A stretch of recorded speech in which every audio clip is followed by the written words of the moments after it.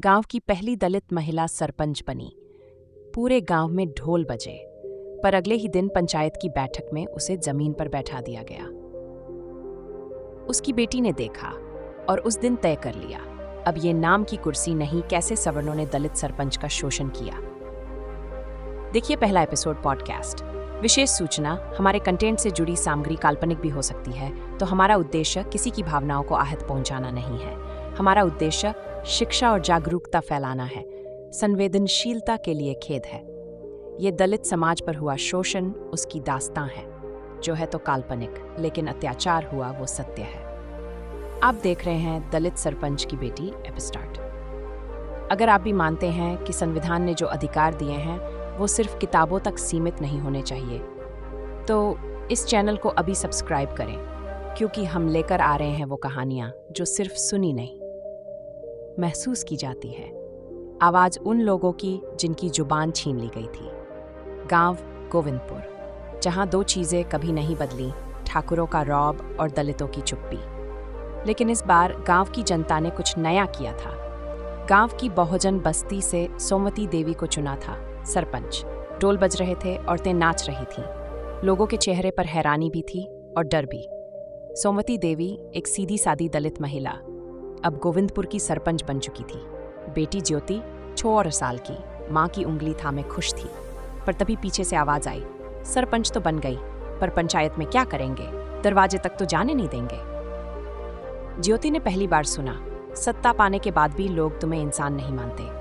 अगले दिन पंचायत की बैठक थी। सोमवती जी साड़ी पहनकर पहुंची, लेकिन अंदर जाते ही ठाकुर हरिसिंह बोले, ओए पहले पाँव धो के आ, और सुन, तेरे लिए कोई कुर्सी नहीं, जमीन पर बैठ जा।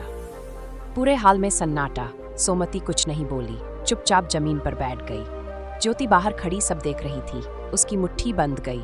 उसने पहली बार महसूस किया, कुर्सी मिल सकती है, पर इज्जत मांगनी नहीं, छीननी पड़ती है। ज्योति स्कूल गई। उसे लगा माँ की जीत से माहौल बदलेगा, पर क्लास में टीचर ने उससे कहा, तेरी माँ सरपंच है, अच्छा मजाक है, जा पिछली बेंच पर बैठ। एक लड़के ने कहा, सर ये तो चमार की बेटी है, इसे पढ़ा के क्या करेंगे। ज्योति को गुस्सा नहीं आया, शर्म भी नहीं आई। बस एक बात मन में बैठ गई, अब मैं पढ़ूंगी और इस सोच को जड़ से मिटाऊंगी। रात को ज्योति माँ के पास बैठी। माँ की आंखें नम थी। वो बोली, बेटी सरपंच बन गई, मगर आज फिर जमीन पर बैठी। शायद ये कुर्सी हमारे लिए बनी ही नहीं। ज्योति ने धीरे से कहा, माँ कुर्सी हमारी है, पर ताकत अभी नहीं है, अब मैं पढ़ूंगी और एक दिन तेरे बराबर नहीं, तेरे आगे खड़ी होंगी। ज्योति अब हर दिन स्कूल जाती, दलित बच्चों को पढ़ाती। उसने गांव की बहनों के लिए शाम को क्लास शुरू की। ठाकुरों को ये अच्छा नहीं लगा, धमकी मिलने लगी, पर वो रुकी नहीं। वो कहती, जब बाबा साहेब ने डर के बिना संविधान लिखा, तो हम डर के बिना जिएंगे। एक दिन ठाकुर हरिसिंह ने पंचायत में सबके सामने ज्योति को बुलाया। तू क्या करेगी? पढ़ाई से कोई सरपंच नहीं बनता। ज्योति ने जवाब दिया, शायद आप भूल गए, संविधान पढ़कर ही एक दलित बेटा इस देश का कानून बना गया था। सन्नाटा छा गया। घर आकर वो माँ के पास बैठी। अलमारी से एक नीली किताब निकाली। वो किताब कौन सी थी, आखिरी में जानेंगे।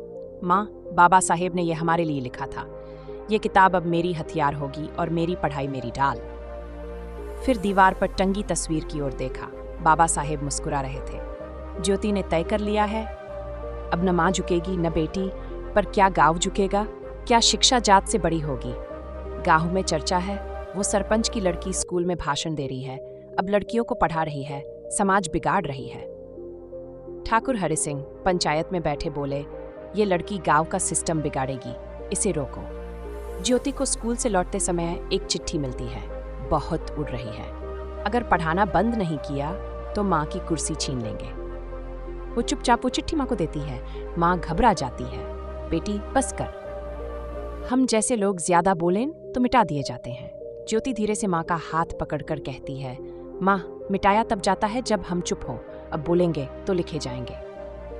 ज्योति गांव की चौपाल में जाती है, बिना माइक बिना डर बोलती है, माँ को कुर्सी मिली पर इज्जत नहीं मिली, मुझे स्कूल मिला पर शिक्षा नहीं। हमसे कहा गया, पढ़ के क्या करोगी? मैं कहती हूँ पढ़ के ही तो बदलेंगे। अब जो लड़ेगा वो हाथ में लाठी नहीं संविधान लेगा।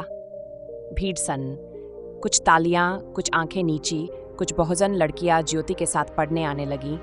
ज्योति अब उन्हें संविधान, अधिकार और आत्मसम्मान पढ़ाने लगी। पर ठाकुर का बेटा स्कूल में गया और टीचर से बोला, सर ये हर रोज जात की बात करती है, इसे स्कूल से निकालो। ज्योति को कारण बताए बिना स्कूल से निकाल दिया गया। वो रात भर रोई नहीं।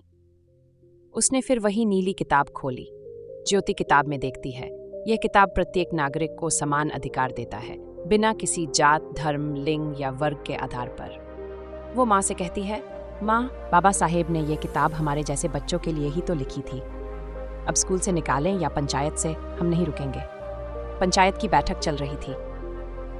ज्योति बिना बुलाए पहुंची। ठाकुर चिल्लाया, ये पंचायत तेरे बाप की नहीं।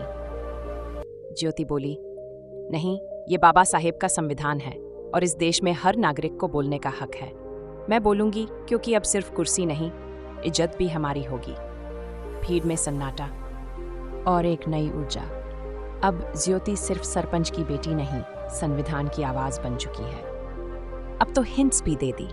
कमेंट में बताओ, नीली किताब का नाम क्या हो सकता है? लेकिन क्या गांव ये इज्जत देगा या इज्जत भी छीननी पड़ेगी? देखिए, सरपंच की बेटी एपिसोड 2। अगर आप भी चाहते हैं कि ये आवाज हर गांव, हर गली तक पहुंचे, तो इस वीडियो को शेयर करें, कमेंट करें और चैनल को सब्सक्राइब करें, क्योंकि अब हम चुप नहीं रहेंगे।